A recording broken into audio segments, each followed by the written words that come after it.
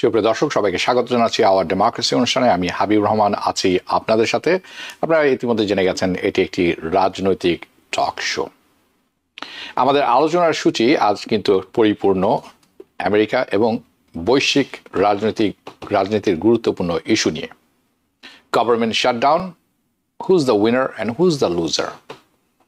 আর এই লড়াই শেষ পর্যন্ত কি ডেমোক্রেটরা তাদের কি মেরুদণ্ড সোজা করে রাখতে পারবেন কিনা, তাদের চরিত্রকে সংজ্ঞায়িত করতে পারবেন কিনা, দেখব সেই বিষয়ে আলোচনা থাকবে।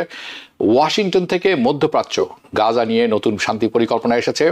ইতিমধ্যে আমরা জানতে পেরেছি যে হামাস প্রেসিডেন্ট ট্রাম্পের প্রপোজাল সিজ ফায়ারের এটি মানতে সম্মত হয়েছেন। কিন্তু এটি সত্যিকারের আশার আলো নাকি আরেকটি নতুন অচল অবস্থা, শুধুই ছলনা, সেটিও আলোচনায় থাকবে।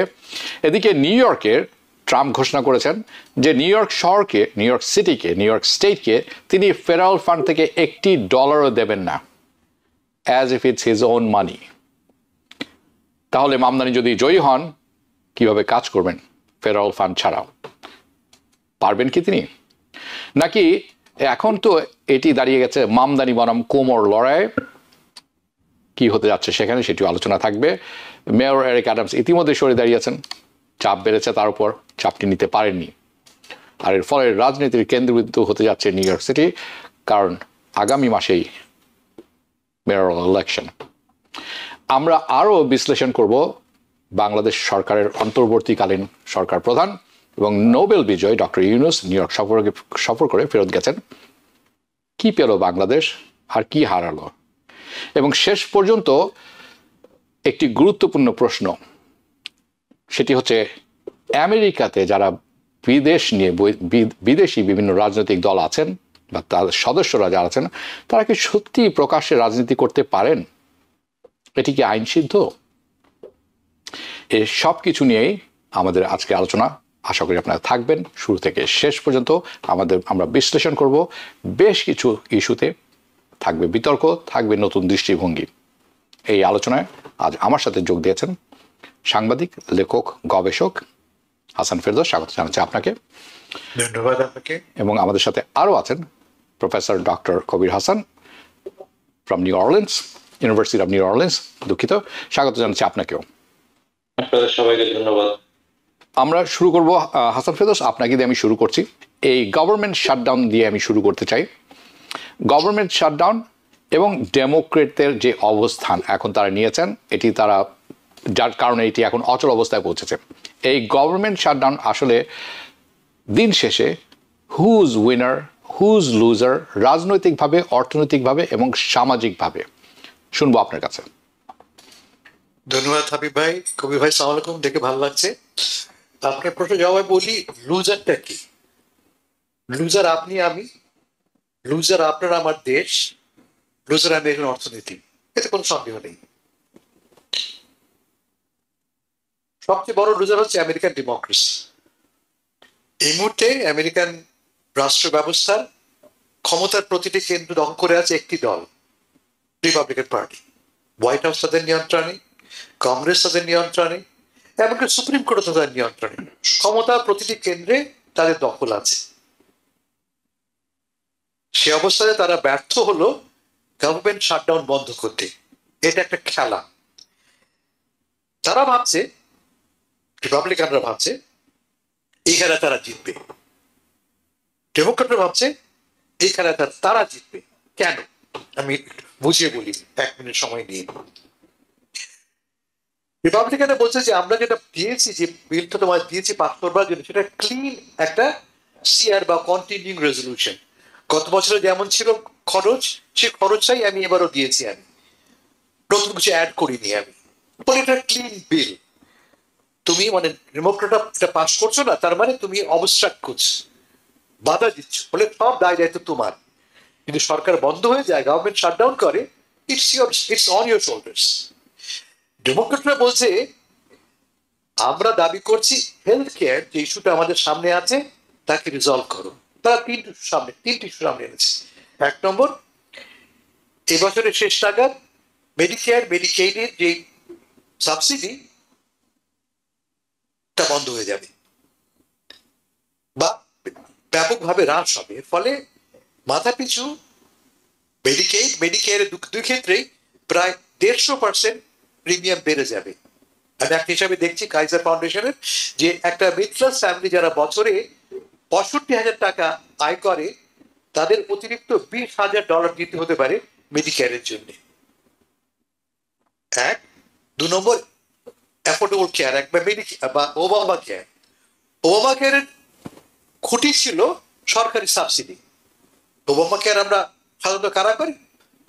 যারা প্রাইভেট ইন্স্যুরেন্স কিনতে পারে না, তাদের সাহায্য করবার জন্য মার্কেট প্লেসে সস্তায় মেডিকেয়ার ওবামা কেয়ার কেনা যায়, মূলত কম আয়ের মানুষের সাবসিডির কারণে।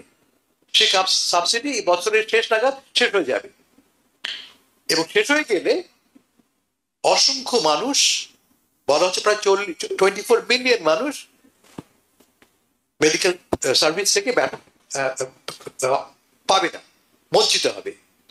আর থার্ড তারা বলছে যে প্রেসিডেন্ট ট্রাম্প একের পর এক কংগ্রেস যার যে সমস্ত অর্থ অলরেডি অ্যালোকেট করেছে তিনি কেটে নিচ্ছে। বলা হচ্ছে রিসেশন, কাটা, এটা বন্ধ করতে হবে। এই 3 ইস্যু নিয়ে তারা ফাইট করছে, এবং তারা মনে করছে যেহেতু স্বাস্থ্য পরিচয় বিষয়টি খুব গুরুত্বপূর্ণ সবার কাছে, সব ধরনের লোকের কাছে গুরুত্বপূর্ণ, তাদের জন্য একটা উইনিং ইস্যু একটা। কিন্তু উইন নির্ভর করবে কে কিভাবে মেসেজিং করছে। এ নিয়ে আমরা আগে কথা বলছি, আপনি কথা বলেছেন হাবিব ভাই, মেসেজিং ইজ ভেরি ইম্পর্টেন্ট। আমি একটু আগে বললাম কি বলছে রিপাবলিকানরা, তোমাদেরকে আমি ক্লিন বিল দিয়েছি, এটা পাস করো, এটা পাস করে এসে কথা বলি। অন্য বলেছে, খুব লজিক্যালি কথাটা বলেছে, তোমাকে আমি একটা ক্লিন বিল দিয়েছি, পাস করো, পাস করে এসে সরকার খুলে দাও, আমরা এই নিয়ে কথা বলি। আমরা ডেমোক্রেটরা বলছে যে তোমরা তো যে বিলটা পাস করেছো, একবার আমার সাথে কোনো কথা বলোনি, তুমি একলা তোমরা বসে বসে করেছো, আমার একটা ভোটও সেখানে যায়নি, আমার সাথে একবার কথা তোমরা বলোনি। এই আমার একটা সুযোগ, এটা একটা পলিটিক্যাল সুযোগ তার জন্য চাপ প্রয়োগ করার। এটা কতটা নৈতিক অনৈতিক ভিন্ন প্রশ্ন। এটা একটা পলিটিক্যাল টুল তারা ব্যবহার করছে এই কারণে যে আর কোনো সুযোগ তাদের নেই। কংগ্রেসের উভয় কক্ষ তাদের নিয়ন্ত্রণে, রিপাবলিকান নিয়ন্ত্রণে। প্রেসিডেন্ট নিজে, আর একটা ইন্টারেস্টিং কথা, আমি সেটাকে বললাম, ডিসিশনের কথা বললাম, ট্রাম্প সাহেব ধমক দিয়েছেন তিনি শাটডাউন হলে লক্ষ লক্ষ চাকরি খেয়ে ফেলবেন।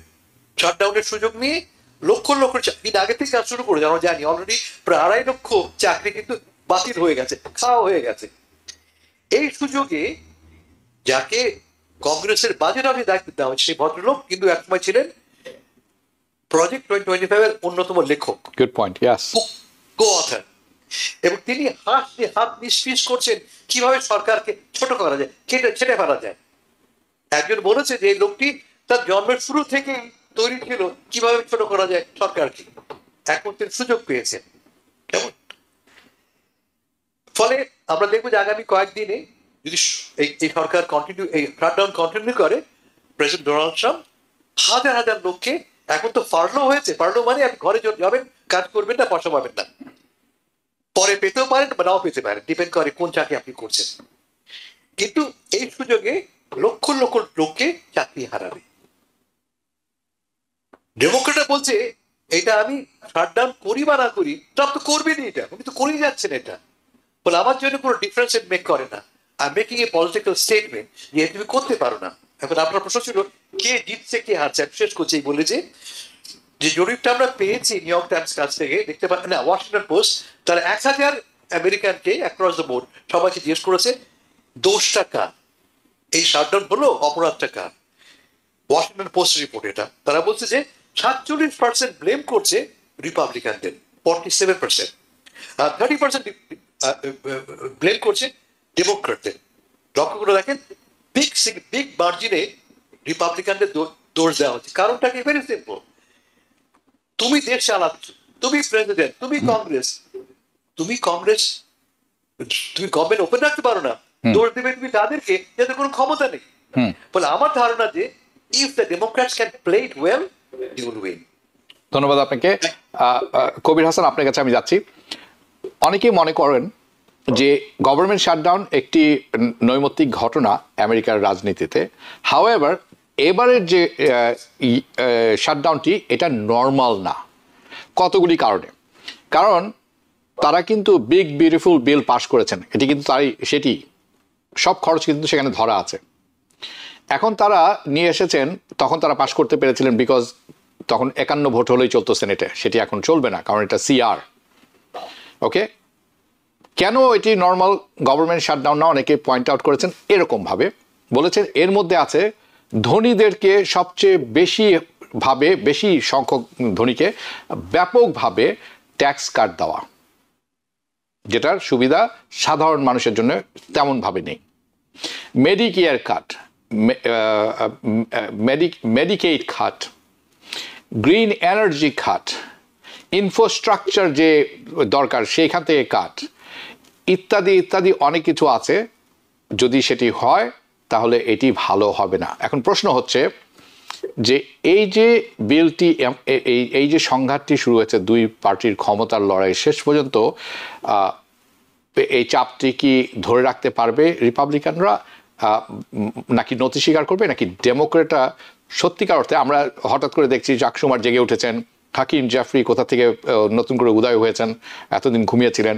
তো ডেমোক্রেটরা কি তাদের মেরুদণ্ড শক্ত রেখে তাদের দাবিটি আদায় করতে পারবেন? দেখুন হাবিব ভাই, হাসান ভাই সুন্দর করে এটা লুজার কে হবে উইনার কি হবে এটা বলেছেন। অফকোর্স এই ধরনের পলিটিক্যাল ফাইটিং এই মুহূর্তে কন্টিনিউ রেজুলেশন যেটা আপনি বললেন, ultimately the economy will suffer, the people will suffer. So historically ডেমোক্রেটরা তাদেরকে পজিশন করে যে তাদের defenders of public service, safety net এবং গভর্নমেন্ট স্টেবিলিটি।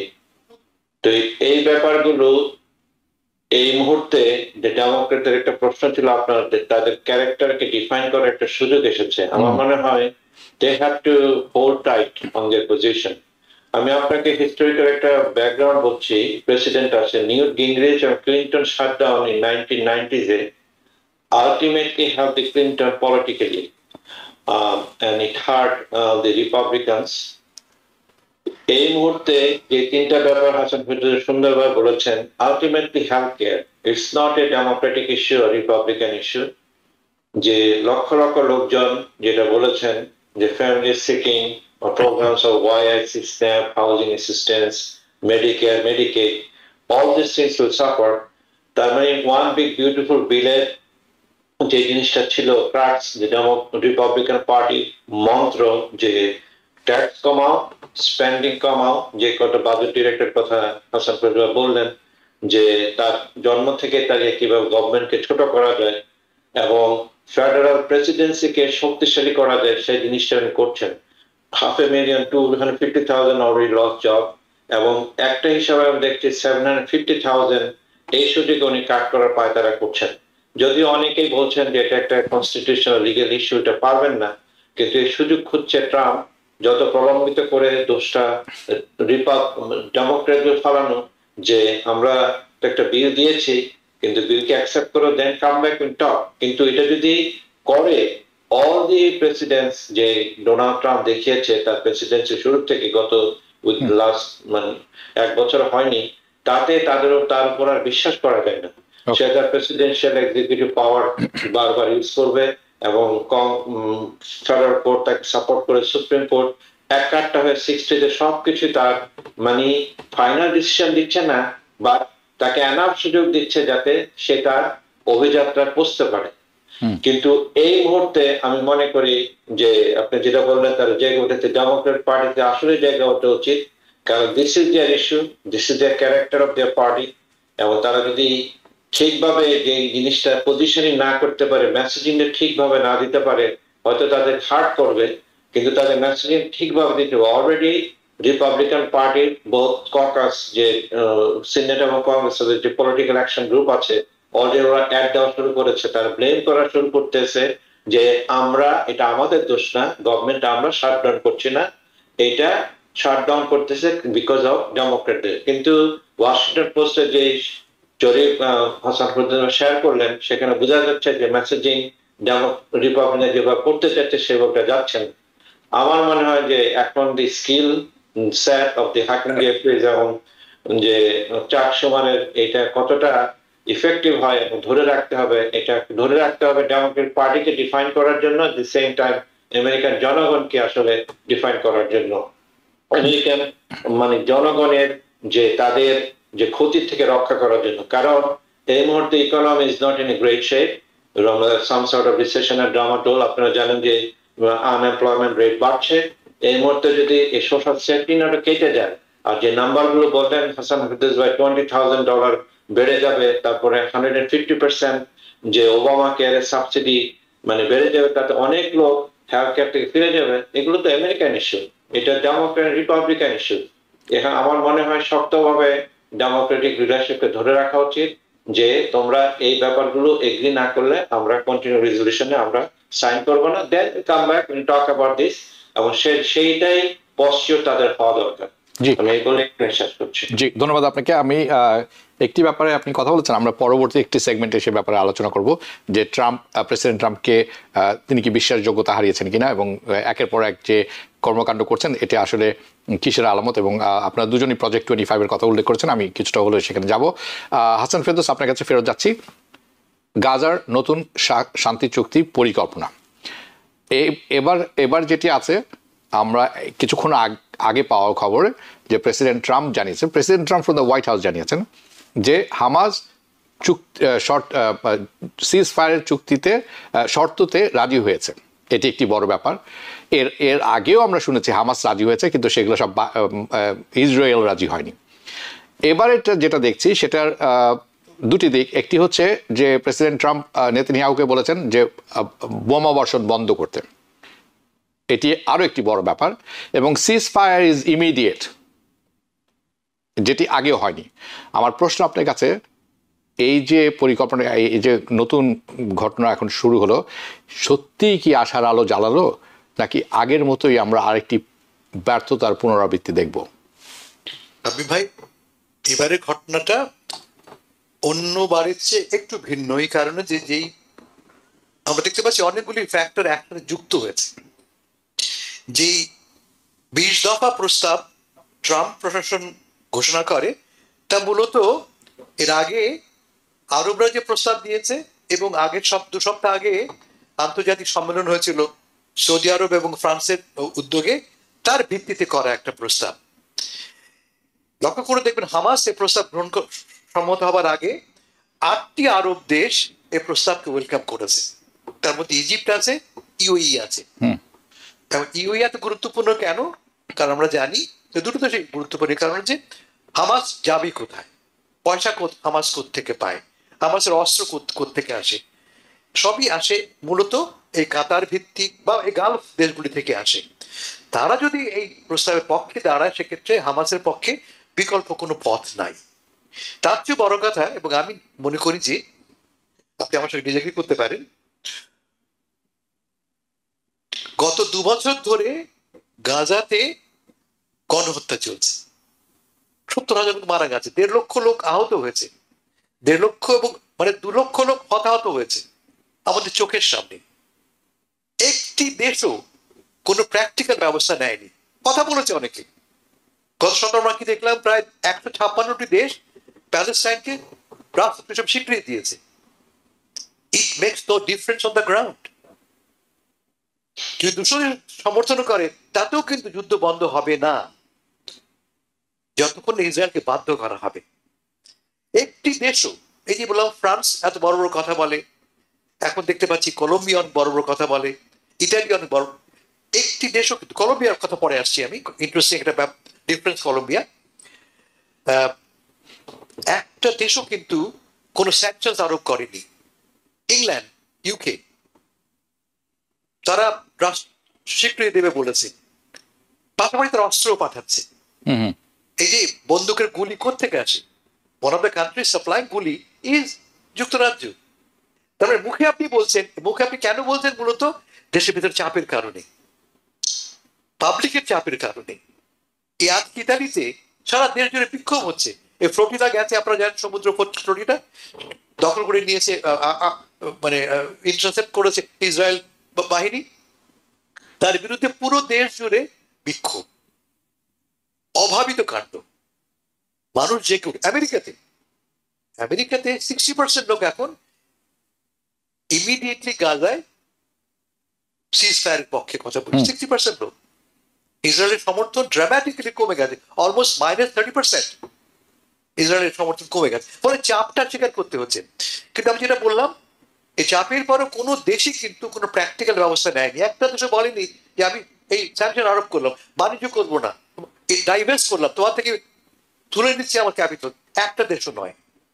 ঠিক এই অবস্থায় ডোনাল্ড ট্রাম্প একটি প্র্যাকটিক্যাল, আমার চোখে প্র্যাকটিক্যাল প্রস্তাব দিয়েছেন। আমি আপনাকে আগের সপ্তাহে বলেছিলাম যে হামাস যে কাজটা করছে, আমরা জানি তাকে আমরা জিহাদি বলছি, মহাবিপ্লবী তাকে বলছি আমরা, কিন্তু 10, 11, 15,000 লোক এই 2 মিলিয়ন লোককে জিম্মি করে রেখেছে। এই 10,000 লোক দিয়ে ইসরায়েল কোনোভাবেই পরাস্ত করা যাবে না। ইসরায়েল তো একা নয়, ইসরায়েল এবং আমেরিকা। ইসরায়েলের ট্যাঙ্ক আছে, ইসরায়েলের বিমান আছে, ইসরায়েলের হাজার হাজার সৈন্য আছে, আছে মার্কিন যুক্তরাষ্ট্র, আছে পয়সা। হামাসের এই মুহূর্তে আর্মড বা ট্রেন লোকের সংখ্যা লিটারালি 10 থেকে 12,000। এরা কি করতে হবে? বড়জোর 2-4টা বোমা ফাটাতে পারে, 5 জন লোককে খুন করতে পারে। 5 জন লোক খুন হলে সঙ্গে সঙ্গে 500 লোককে খুন করবে। সেটাকে আমরা চাই। আমি মনে করি এখন সময় এসছে হামাসের সরে দাঁড়ানোর। জি। এবং আজকের যে খবরটা হচ্ছে, হামাস সম্মত হয়েছে, হামাস শর্তাপেক্ষে কন্ডিশনালি, দুটি শর্ত দিয়েছেন তারা। না, একাধিক শর্ত। 1 নম্বর শর্ত হচ্ছে যে তারা মুখে এখনো বলেনি যে তারা অস্ত্র সংবরণ করবে, অস্ত্র ছেড়ে দেবে, একথা তারা বলেনি। শুধু তারা এগ্রি করেছে যে আমি আর হামাসের শাসনভার পালন করব না, এবং আমাদের বদলে একটি প্যালেস্টিনিয়ান অথরিটির মাধ্যমে একটি নতুন সরকার গঠিত হবে। তার মানে শর্তগুলি এখনো অস্পষ্ট। কিন্তু ডোনাল্ড ট্রাম্প সাহেব থাকা এই ইন্টারেস্টিং যে রেসপন্সে পেয়েছি হামাসের কাছে, হামাস কি বলছে? থ্যাংক ইউ ডোনাল্ড ট্রাম্প, তুমি যে কাজটা করছো তোমাকে ধন্যবাদ দিচ্ছি আমি। এবং আমিও কিন্তু ট্রাম্প সাহেবকে ধন্যবাদ দিতে চাই এই কারণে যে যদি কেউ পারে এই যুদ্ধ থামাতে, যদি কেউ পারে, ডোনাল্ড ট্রাম্প। এবং আই থিঙ্ক তিনি সঠিক পথে আছেন এই ক্ষেত্রে। আপনি যেটি বলছেন, আমি অন্য একটি অনুষ্ঠান হলে, অন্য একটি সেটিংস হলে আমরা হয়তো ঘন্টার পর ঘন্টা ব্যাক এন্ড ফোর্থ করতে, আপনি সেটি জানেন। বাট এখনকার যে পরিস্থিতি, ডোনাল্ড ট্রাম্পের মিশিগানে জয়ী হওয়া, মুসলিম ভোট পাওয়ার একটি অন্যতম কারণ ছিল মুসলিম আমেরিকান ভোটাররা চাচ্ছিলেন যে ডোনাল্ড ট্রাম্প এটি থামাক। এবং সেটি যে ডেমোক্রেটস এবং বাইডেনরা করছে, বাইডেন তো করেনি, উনি সদর্পে বলেছেন যে আই এম এ জায়নিস্ট। কাজেই এটি অনেকগুলি কারণ ডেমোক্রেটদের পরাজিত হওয়ার গত ইলেকশনে, তার মধ্যে এটি অন্যতম বলে অনেকে মনে করেন। আমি কবির হাসান আপনার কাছে যাচ্ছি। ইসরায়েল যখন কাতারে হামলা করলো দোহাতে, এটি খুব ভালোভাবে নেয়নি গলফ কান্ট্রিগুলি, ইভেন সৌদি আরব। আমরা প্রতিক্রিয়া হিসেবে দেখতে পেলাম, কতগুলো কথা শুনতে পেয়েছি এবং জানতে পেরেছি যে সৌদি আরব গিয়ে পাকিস্তানের সাথে একটি চুক্তি করলো, ডিফেন্স চুক্তি। অনেকে এটি অত্যন্ত তাৎপর্যপূর্ণ বলে মনে করেন। এবং ইন্টারেস্টিংলি এটি এসেছে ইন্ডিয়াকে যখন একটু অপারেশন সিন্দুরে খুব ভালো মতো নাকানি চুবানো খাওয়ানোর পর।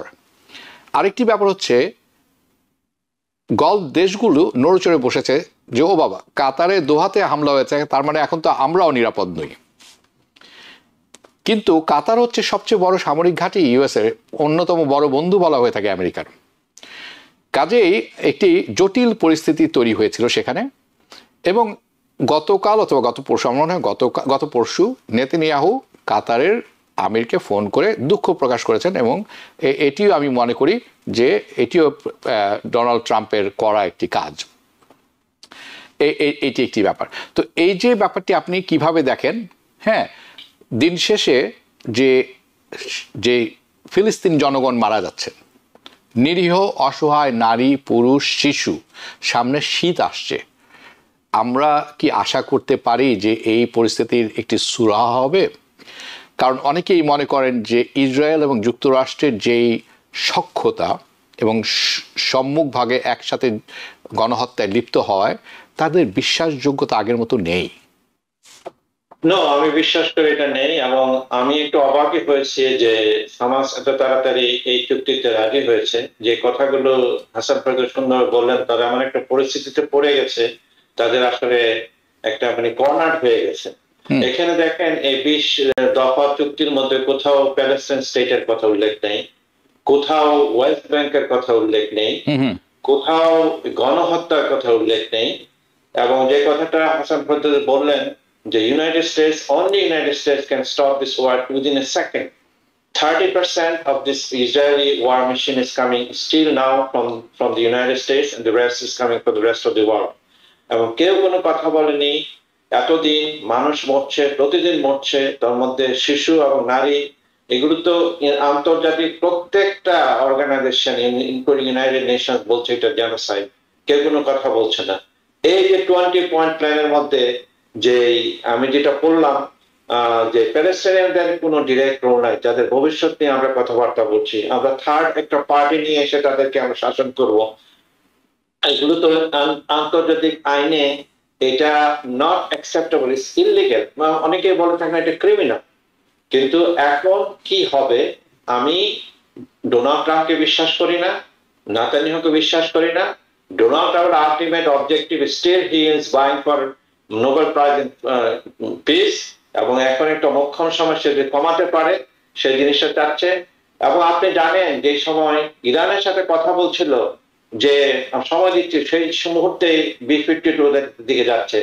নেতানিয়াহু কথা বলে, মিথ্যা কথা বলে, এবং অনেকে বলে যে প্ল্যানটা ছিল যে সৌদি এবং ফ্রেঞ্চের এবং যেটা আরব কান্ট্রিগুলো ঠিক করেছিল, এটা নেতানিয়াহু এসে দুজনে মিলে অনেক কিছু এটা ধারা চেঞ্জ করে ফেলেছে, যেটা আরব নেশনগুলোর সাথে ওরা যোগাযোগ করে।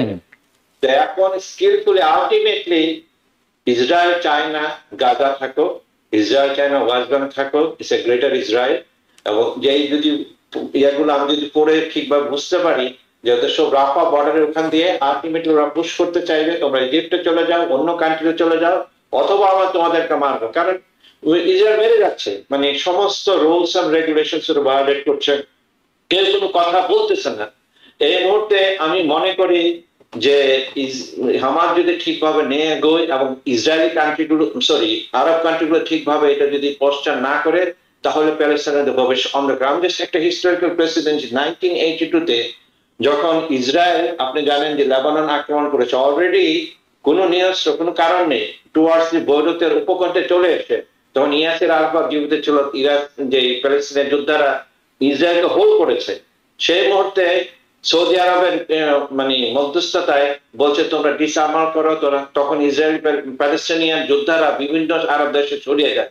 তারপর থেকে 1982 থেকে যে প্যালেস্টাইনের স্বাধীনতার যে মানে তীব্রতা আস্তে আস্তে কমা শুরু করেছে। এখন এই মুহূর্তে nobody two state Palestinian solution কথা বলেন 157 কান্ট্রিজ, যেটা বললেন সবাই স্বাধীনতাকে মানে ইসরায়েল স্বাধীনতাকে, কিন্তু ইফেক্টিভলি কেউ কিছু বলছে না।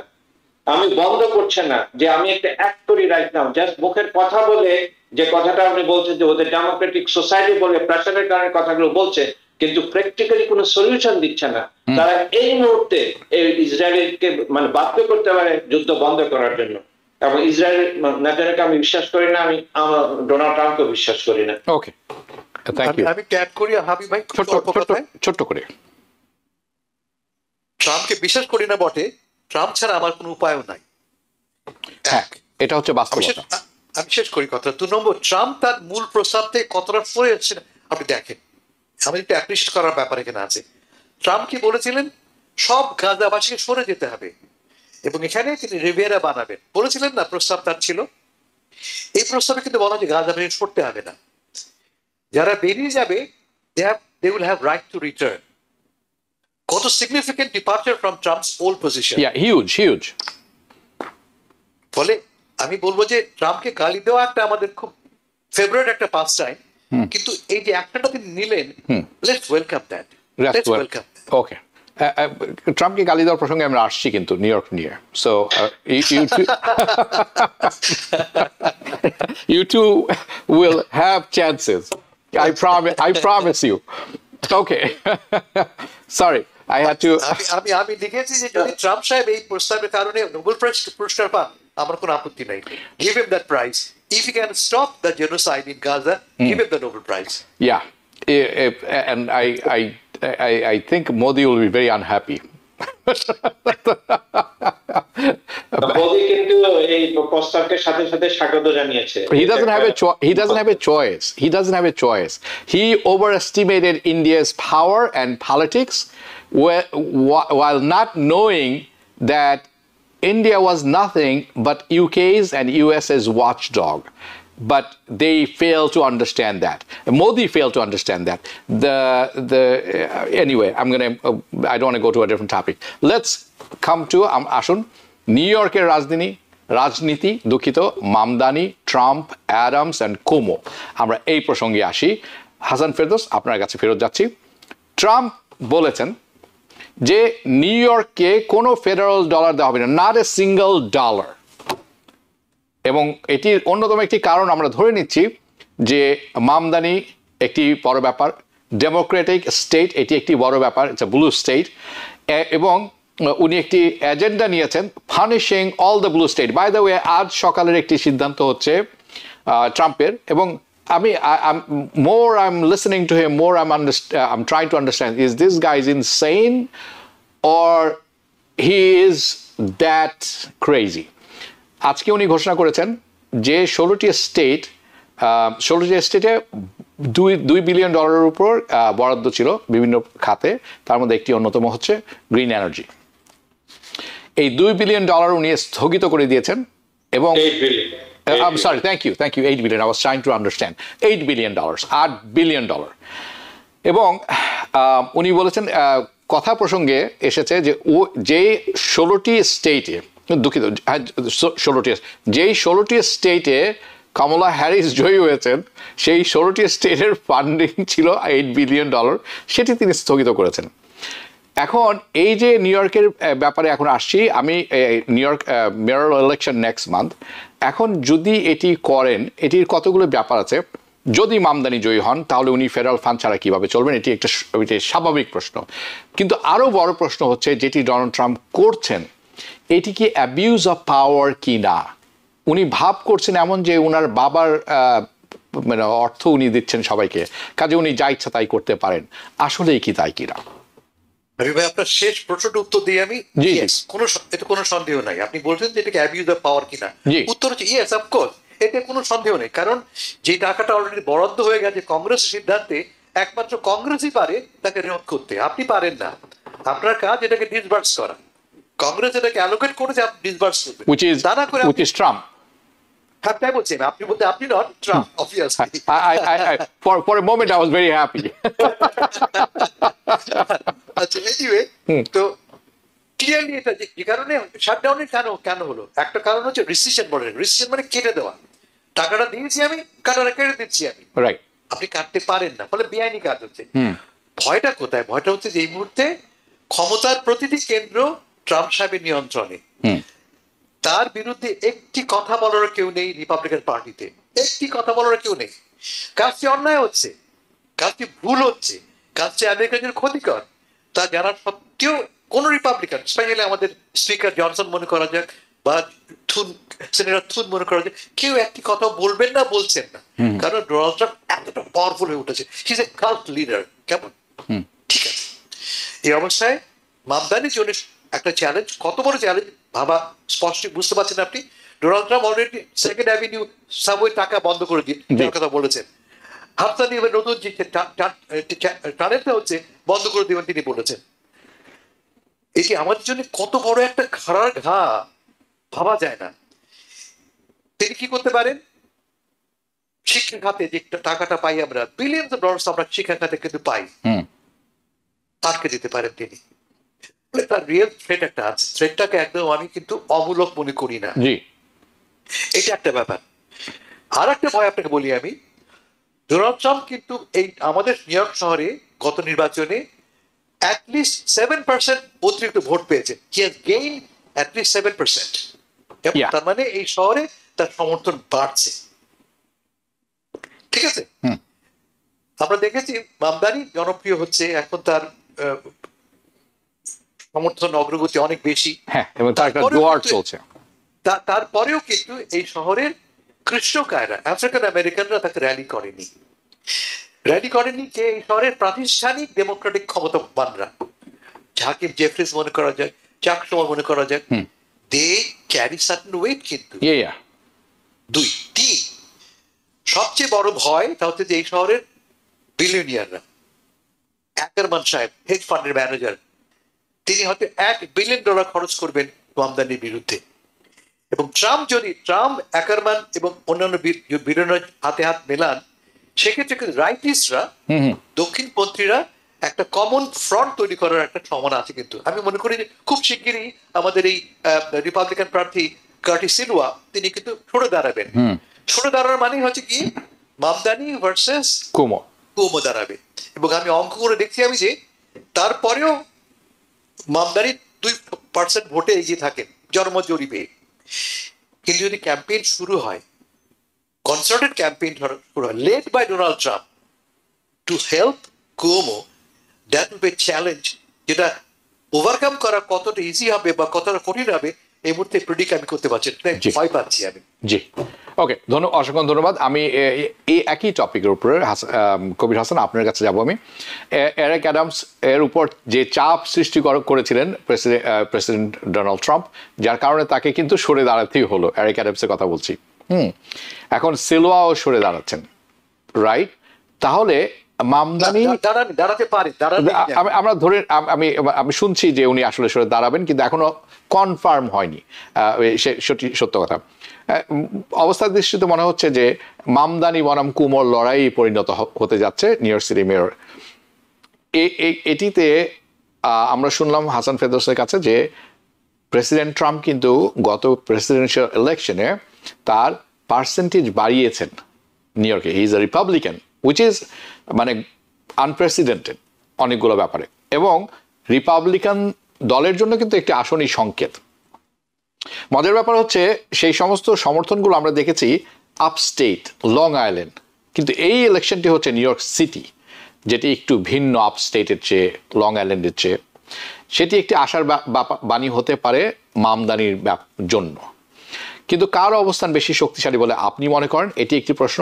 You are a college professor. আরেকটি প্রশ্ন আপনাকে বলি, প্রেসিডেন্ট ট্রাম্প গতকাল ঘোষণা দিয়েছেন যে অনেক যে কলেজগুলি আছে যাদের ফান্ড বন্ধ করা হচ্ছে, হুমকি ধমকি দেওয়া হচ্ছে, তাদেরকে ফান্ড দেওয়া হবে, সমর্থন করা হবে যদি তারা কনজারভেটিভ আইডিয়ার ফিলসফির বই অন্তর্ভুক্ত করেন, কারিকুলাম অন্তর্ভুক্ত করেন এবং লেফটিস আইডিয়া বের করে দেন এবং রক্ষণশীল আইডিয়া পড়ান। How do you see that? না, প্রথমে আসি আপনার Mamdani New York mayor election. আপনারা ওখানে বসবাস করেন, আপনারা আপনাদের মানে assessment probably will be better than mine. কিন্তু যেভাবে এটা এগোচ্ছে, of course from the very beginning মামদানির বিরুদ্ধে তো একটা গ্রুপ মানে এক কাঠাভাবে দাঁড়িয়ে আছে, যেটা বিলিয়নের কথা বললেন, তারপরে কালোদের কথা যেটা বললেন এখনো দাঁড়ায়নি, এমনকি ডেমোক্রেটিক এস্টাবলিশমেন্টও তার পক্ষে দাঁড়ায়নি। কিন্তু যেভাবে এখন ইলেকশনটা এগুচ্ছে, যে এরিক অ্যাডামস ড্রপ আউট করার পরে এখন কিন্তু এটা ক্লাসিক মানে ক্লাশ হচ্ছে বিটুইন প্রোগ্রেসিভ ইনসার্জেন্সি আমি বলবো, আর একটা হলো এস্টাবলিশমেন্ট পাওয়ার। এখন কুমো এবং মামদানি যদি একটু মানে ফাইট হয়, অফকোর্স তাদের স্ট্রেংথ এন্ড উইকনেস আছে। মামদানির স্ট্রেংথ গুলো কি হবে? দ্য প্রোগ্রেসিভ বেস, যে housing, tenant rights agenda, youth mobilization. কিন্তু তার উইকনেসটা হলো তার less establishment support, including Democratic Party, যারা তার সাপোর্ট করা দরকার তাকে সাপোর্ট করছে না। তারপরে হেভি রিলায়েন্স তার অ্যাক্টিভিস্ট নেটওয়ার্ক। আমার মেয়ে নিউ ইয়র্কে থাকে, যেহেতু সে বাংলা জানে, তাকে অলরেডি মানে সে আমাকে বলছিল লাস্ট যখন দেখা করতে যাই, তাকে অলরেডি মামদানি গ্রুপ মানে রিক্রুট করেছে যে বাঙালি অধ্যুষিত এলাকায় গিয়ে বাংলায় কথা বলার জন্য। তো তার সেই বেস গুলো আছে। কিন্তু কুমোর দিকে যদি তাকাই, of course his experience, his governor, new York সিটির মানে নিউ ইয়র্ক স্টেটের গভর্নর ছিল, তার ওয়েল ফান্ডেড, এবং বিল অ্যাকম্যানের কথা যেটা বললেন, এবং সে তো ঘোষণা দিয়েছে মামদানির বিরুদ্ধে সে লড়বে। এবং কুমোর কিন্তু আরেকটা টাই আছে, union of business political machine, because তার বাবা ছিলেন, সে ছিল পলিটিক্যাল এস্টাবলিশমেন্ট, এই ফ্যাক্টরগুলো তার পক্ষে কাজ করছে। কিন্তু তার একটা বড় উইকনেস আছে, যেটা মেসেজ যদি আসে, তার স্ক্যান্ডাল লিগেসি, তার ডিফিকাল্টি রিমেইনিং পাবলিক ট্রাস্ট, এই ব্যাপারগুলো, and taking fund from billionaire funds. Billionaire fund, তাছাড়া তার Real estate moguls, yes. যে কারণে তাকে গভর্নরশিপ ছাড়তে হয়েছে, এই ব্যাপারগুলো অফকোর্স একটা ফ্যাক্টর, কিন্তু আলটিমেট আউটকাম ডিপেন্ড করবে turn out of younger progressive voters. জি, এবং ইউনিয়ন এবং party leaders may swing behind কুমোর স্টে নিউট্রাল। তারা যদি নিউট্রাল থাকে তাহলেও এই ব্যাপারটা ফ্যাক্টরটা আমদানির পক্ষে যাবে। এবং ট্রাম্পের ফেডারেল থ্রেট যেটা বলতেছে, এটা হিতে বিপরীত হতে পারে তার জন্য। জি, অ্যাকচুয়ালি এটা can energize the progressive base to rally around Mamdani. এই ফ্যাক্টরগুলো হয়তো মামদানিকে উত্তরে দিতে পারে এই ইলেকশনে, but still is too early to see how too early to say. it evolves in the next 2 months.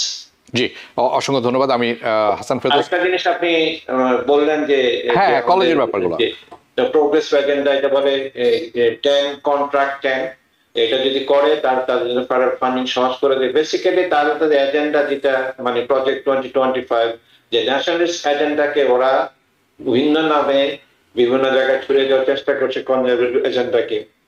Of course অনেক ইউনিভার্সিটি মানে কাউইন করতেছে, কারণ আমার ইউনিভার্সিটি ইজ রাইট $1.1 মিলিয়ন আমাদের ডেফিসিট আছে, এবং লুইজিয়ানা কিন্তু ব্যালেন্স বাজেট স্টেট।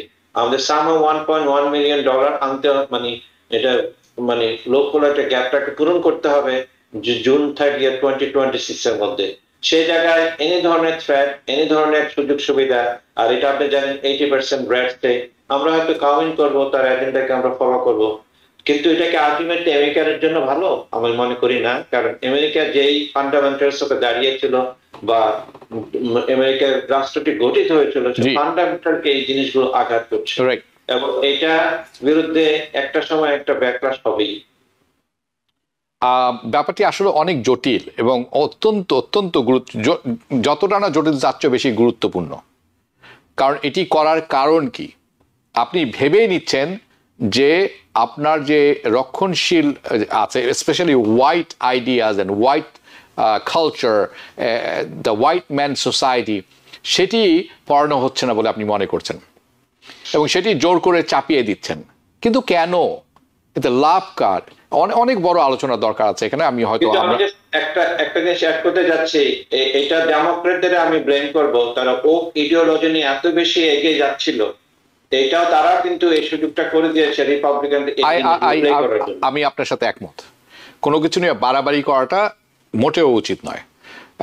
এনিওয়ে, আমরা আসবো আরেকটি প্রসঙ্গে। আমি যাচ্ছি এখন বাংলাদেশ প্রসঙ্গে। আমি হাসান ফেরদৌস আপনার কাছে ফেরত যাচ্ছি।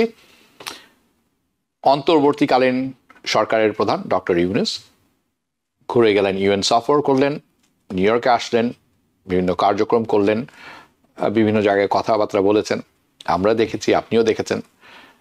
এই সফর শেষে বাংলাদেশ বাস্তবে কি পেল, তার বাংলাদেশের কি লাভ হলো, এটি একটি প্রশ্ন। তৃতীয় প্রশ্ন, কি কি সুযোগ হাতছাড়া হয়েছে, বা দেশে এই যে সুযোগগুলি হাতছাড়া হয়েছে সেগুলো আসলে কেন হলো? ভাবি ভাই, যদি আমরা মূল্যায়ন করি এই সফরটা, আমি খুব কাছ থেকে দেখেছি, it was a disaster. From day one it was a disaster. সরকার সম্পূর্ণ ব্যর্থ হয়েছে। যাদের সাথে তারা নিয়ে এসছে, অধ্যাপক ইউনূস স্যার সঙ্গে যাদের নিয়ে এসছেন, তাদের বেসিক সিকিউরিটি দিতে ব্যর্থ হয়েছে। বলা হচ্ছে মিসকমিউনিকেশন। যেভাবে আওয়ামী লীগ এবং তার সমর্থকেরা ডিম ছুঁড়েছে, গালাগালি করেছে, রাস্তাঘাটে মারামারি করেছে, রাস্তায় গাড়ির পরে শুয়ে পড়েছে, আমাদের ঢাকা থেকে আসা অতিথিদের নিরাপত্তায় বিঘ্নিত হয়েছে, সম্পূর্ণ ব্যর্থতা সরকারের। বলা হচ্ছে যে এরা নতুন লোক, এদের ব্যর্থতা, মানে কনসোলিডেটেড ব্যর্থতা না, consolidated part of the government, ফলে তোমার ব্যর্থতা। 1 নম্বর। 2 নম্বর, ইউনূস সাহেব নিউ ইয়র্কে এলেন। আমেরিকায়, সারা পৃথিবীতে আমরা বলি নন রেসিডেন্ট, আমরা যারা কাজ করি, সবচেয়ে বিগেস্ট কন্ট্রিবিউটর বাংলাদেশ ইকোনমিতে, এনআরবিরা মনে করা যাক। উনি একটি মিটিং করেননি, একটি সুযোগ আমাদের দেননি কথা বলবার, আমাদের উদ্বেগগুলি কি শোনেননি তিনি। কারণ 1 সপ্তাহ, কিন্তু একটা সময় পেলেন না আমাদের সাথে কথা বলার। আমার চোখে এটা একটা ব্যর্থতা। 2। 3 নম্বর, তিনি এসেছিলেন এই সম্মেলনে বাংলাদেশকে রিপ্রেজেন্ট করবার জন্য জাতিসংঘে।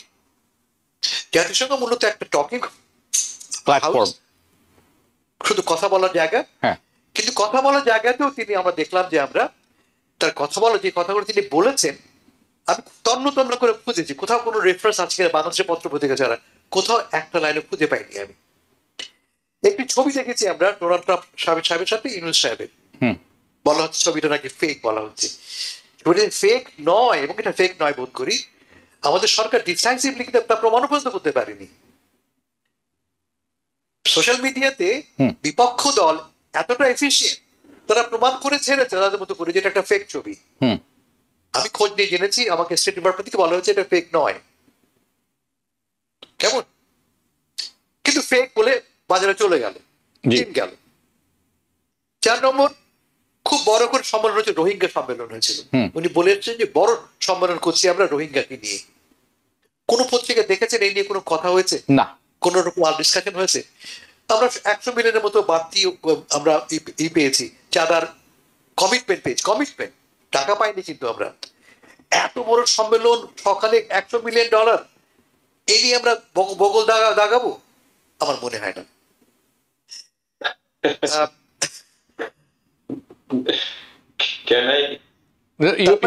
Your chance will come. তার মানে দাঁড়ালো আমার বিবেচনায় এই সম্মেলন, এই সুযোগটি তিনি হাতছাড়া করছেন। কথা বলি আমি, যেটা ঘটলো তার সময় রাস্তায় যেভাবে, আমি আসছি এই প্রসঙ্গে, আপনি আসুন, আপনার যেভাবে এটা এত ন্যাক্কারজনক ছিল, আমাদের সম্মান এভাবে ভুলুণ্ঠিত হয়েছে সবার সামনে। তার চেয়ে বড় কথা, এখন ইমিগ্রেন্টদের জন্য খুব দুঃসময়। সেই দুঃসময় আমরা দেখলাম কি, প্রবাসী বাংলাদেশি পলিটিশিয়ানরা যে কাণ্ড করলে, তার ফলে ট্রাম্প প্রশাসন ধরে নিতে পারে যে বাংলাদেশি মাত্রই বিশৃঙ্খল, আইন ভঙ্গ করে তারা।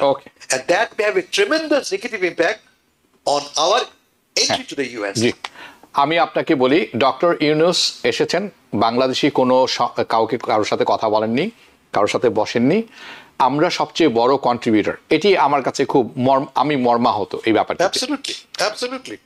উনি, আমরা চেষ্টা করেছি টিবিএন এর পক্ষ থেকে যোগাযোগ করার তার সাথে, উনি আমাদের এখানে আসেননি, উনি গেছেন জেটিও মেহেদী হাসানের টক শোতে।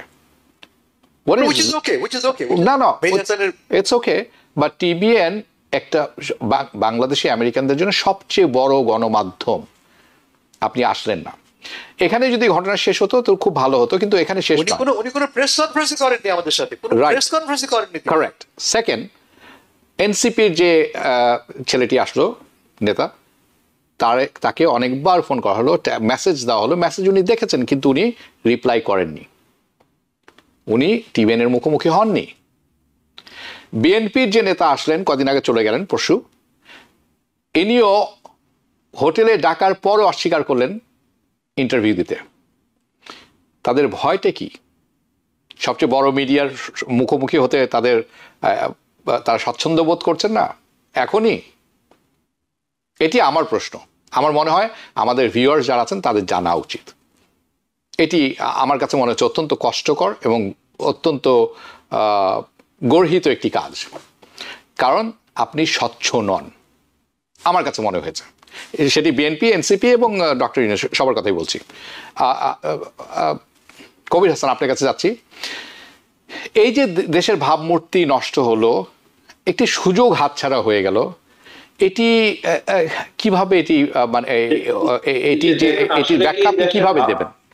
এই দেশের ভাবমূর্তি কি আসলেই নষ্ট হয়ে গেল? এটা কি নেগেটিভ আপনারা দেখছেন? হয়তো হ্যাঁ, ঠিকই আছে যে ডিম ছোড়া, তারপরে ঠিকভাবে মেসেজিং না হওয়া, তারপরে যে তাদের যে পররাষ্ট্র দপ্তর, যে নিউ ইয়র্কের এমবেসি গুলো ঠিকভাবে ইয়ে করেনি, এটা অনেকে তো আবার কনস্পিরেসি থিওরি বলছেন যে লোকগুলো যারা আছে তারা পতিত সরকারের লোকজন, তারা চাচ্ছে ইউনূস সরকারকে ব্যর্থ দেখতে। সেটাই হয়েছে, অনেকে বলেন যারা এটা। কিন্তু এটা তো যখন মানে অসীম ক্ষমতাশীল শেখ হাসিনা ক্ষমতা ছিলেন, তখন তো বিশৃঙ্খলা তো আজকের কমন, তাই না? হাসান ফেরদৌস অনেকদিন আছেন, এগুলো আমরা প্রতিবারই করছি। আমরা বিদেশে এসে আমরা নিজেদেরকে একটা সফিস্টিকেটেড অথবা নিয়ম মানার একটা লোকজন মানে ডায়াসপোরা আমরা নিজেকে মানে প্রমাণ করতে পারিনি, এটা আগেও পারিনি, এখনো পারি। আচ্ছা, কামিং অ্যাসাইড দিস থিং, যে জিনিসটা উনি বক্তৃতা ভালো দেন, উনি সুন্দর করে বলেছেন যে ইন্টারিম গভর্নমেন্টের যে মানে বিশ্ব প্রেক্ষাপটে এসে উনি কথা বলেছেন, হ্যাঁ এটা কথা বলারই জায়গা, কিন্তু এই যে রোহিঙ্গাদের যে একটা ব্যাপার যে $96 মিলিয়ন কমিটমেন্ট নিয়েছেন, এটাও তো কম না, রোহিঙ্গারা তো সাফার করছে। এই ব্যাপারগুলোকে আমি ঠিক কিছু পজিটিভ আছে, সবকিছু নেগেটিভ করেছেন সেটা আমি বলবো না। আর যে ইয়াতে গণমাধ্যমের মুখোমুখি না হওয়া, যে জিনিসটা উনি ঠিক করেননি, কারণ তাদের কেউ করেননি, কিন্তু তাদের সাথে অন্যরা যারা ছিল, অন্যান্য সফর সঙ্গীরা হয়তো তারা বিভিন্ন আঙ্গিকে কথাবার্তা বলেছেন। অ্যাকচুয়ালি আমি ওই সময়টাতে দেশের বাইরে ছিলাম, আমি ট্রাভেল করছিলাম, ডে টু ডে জিনিস জানতাম না, কিন্তু আমি এতটা নেগেটিভ বলবো না। আপনি যেভাবে ওনাকে আঘাত করছেন, এখনো মানে মোহাম্মদ ইউনূস এই বাংলাদেশকে ধরে রেখেছে, তাই না? I want to clarify this. আপনি যে এটি অন্য খাতে নিয়ে যাচ্ছেন, আমরা শুধুমাত্র তার এখানে আসা এবং তার এখানে আসার পর যে ভূমিকা সেটি নিয়ে আলোচনা করছি, আমরা সামগ্রিক অর্থে তার সাকসেস ফেলিয়ার নিয়ে আলোচনা করছি না। কাজে আমি বুঝতে পেরেছি আপনার কথা। হাসান ফেরদৌস, আপনার কাছে আমি যাচ্ছি। শেষ প্রশ্ন, বাংলাদেশি যারা আছেন এখানে বিএনপি এবং আওয়ামী লীগের রাজনীতিতে জড়িত, তারা যে কাজটি করেছেন দুপক্ষকেই আমি ন্যাক্কারজনক বলবো এবং এটি কাম্য নয় বলবো। এটি তারা দেশের অনেকেই মনে করেন এটি দেশের ভাবমূর্তি তারা নষ্ট করেছেন, কিন্তু তারা কি আসলে বিদেশি রাজনৈতিক দলের হয়ে কাজ করতে পারেন এদেশে? এটি কি আইন সিদ্ধ? মার্কিন যুক্তরাষ্ট্রের আইন আছে, নাম হচ্ছে ফরেন এজেন্ট রেজিস্ট্রেশন অ্যাক্ট 1938। জি, 1938 এর এই আইনে বলা হচ্ছে যে অন্য কোন দেশকে তুমি কোনোভাবে রিপ্রেজেন্ট করতে পারো না, তাদের এখানে বসে অন্যের ফরেন পলিসি প্রভাবিত করতে পারো না, জনমতকে প্রভাবিত করতে পারো না, করতে চাইলে তোমায় কি ফান্ড রেজ করতে পারো না। তুমি কি করতে পারো? You have to register as foreign agent, right? তুমি সেই দেশের এজেন্ট হিসেবে তালিকাভুক্ত হও, কাজ করো। আপনি দেখবেন যে কংগ্রেস সদস্যরা অনেকে সদস্যপদ হারালে সবাই এজেন্ট হয়ে যায়। গ্রেট। আমাদের প্রাক্তন জুলিয়ানি সাহেব তুরস্কের কোন দেশের এজেন্ট ছিলেন, রাইট? এরা কেউ কিন্তু এজেন্ট নন, ফলে কাজটা সম্পূর্ণ বেআইনি তারা করছে। যে কালকে আপনি মামলা করেন এদের বিরুদ্ধে, প্রত্যেকে ফেঁসে যাবে। এরা প্রত্যেকে, সেটা একটা ব্যাপার। তার চেয়ে বড় কথা, আমরা কি আশা করি বিদেশের মাটিতে যারা আমাদের সবাইকে রিপ্রেজেন্ট করছে, আমরা কি আশা করি? আমাদের ভালো ফেসকে রিপ্রেজেন্ট করবেন, আমাদের ভালো চেহারাকে রিপ্রেজেন্ট করবেন। কারণটা কি? কারণ প্রত্যেকে আমাদের, আমরা বলি আমরা প্রত্যেকে আমাদের দেশের অ্যাম্বাসেডর, তাই তো? ওকে, and they are all completely failed ambassadors. ঠিক আছে, আজকে এখানে শেষ করতে হচ্ছে, আর সময় নেই, আজকে এখানে শেষ করতে হচ্ছে। আমি দুঃখিত। আমার মনে হয় যে you have 10 seconds. Any US citizen can legally be a member of a foreign political party while living in the United States. There is nothing in the bar. কিন্তু যেটা করতে পারেন না, once you engage in political work, মানে on their behalf inside the United States, like fundraising, lobbying, যেটি হাসান ফেরদৌস বললেন আর কি। ধন্যবাদ। আমি বিদায় নিচ্ছি আপনাদের দুজনের কাছ থেকে। দেখা হবে পরবর্তী অনুষ্ঠানে।